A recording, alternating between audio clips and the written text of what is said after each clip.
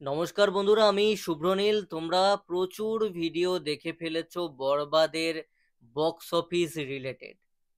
But আমি শাকিব খানকে নিয়ে বিভিন্ন রকম ভিডিও করলেও অবশ্যই অথেন্টিক সেই ভিডিওগুলো আনা সত্ত্বেও কিন্তু একটাও বক্স অফিস রিলেটেড ভিডিও করিনি বরবাদ রিলিজ হয়ে যাওয়ার পর থেকে।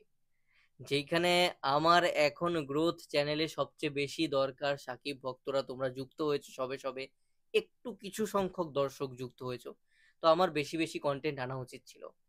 দেখো, এপার থেকেও অনেকে ভিডিও করেছে, ওপার থেকেও অনেকে ভিডিও করেছে, কিন্তু আমার মনে হচ্ছিল যে শুরুতেই যদি একটুখানি অথেন্টিক অফিসিয়াল আপডেট না নিয়ে নিজে থেকে এপারে বসে ওপারের ছবির বিষয়ে কথা বলি, বিষয়টা বোধহয় দর্শকও ঠিক নেবে না। দর্শক অতটাও বোকা নয় আজকের ডেটে, তাই কথা বলিনি।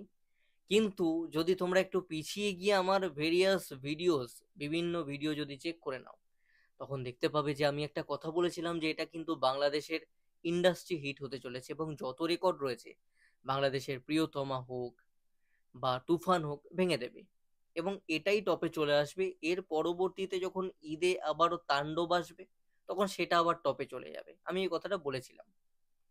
তো সেটাই মিলেছে আজকে। খোদ প্রোডাকশন হাউসের তরফ থেকে, অর্থাৎ রিয়েল এনার্জি প্রোডাকশন যেটা রয়েছে, তাদের তরফ থেকে একটা অফিসিয়াল আপডেট এই মোটামুটি আধ ঘন্টা আগে ড্রপ করে দেওয়া হয়েছে একটা বরবাদের পোস্টার দিয়ে, যেখানে আমরা দেখতে পাচ্ছি 50,82,00,00,000 টাকার ক্রস কালেকশন হয়ে গেছে অলরেডি। বরবাদ ছবিটা 20 দিনে 50,82,00,000,000 টাকার কালেকশন করেছে।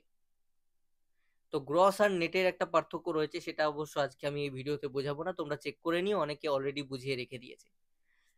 তো এটাই ছিল অফিসিয়াল আপডেট, এর চেয়ে বড় আপডেট আর কিছু হতে পারে না। এবার যদি আমরা এটাকে অবিশ্বাস করি, তাহলে আমাদের বিভিন্ন সময় যে যে প্রোডাকশন হাউস থেকে অফিসিয়াল আপডেট দেওয়া হয় কালেকশনে, সেগুলোকে অবিশ্বাস করতে হবে।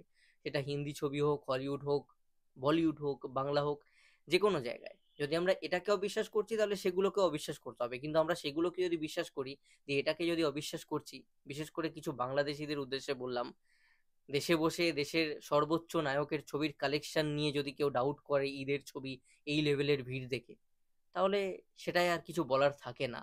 প্যাথেটিক, লজ্জার।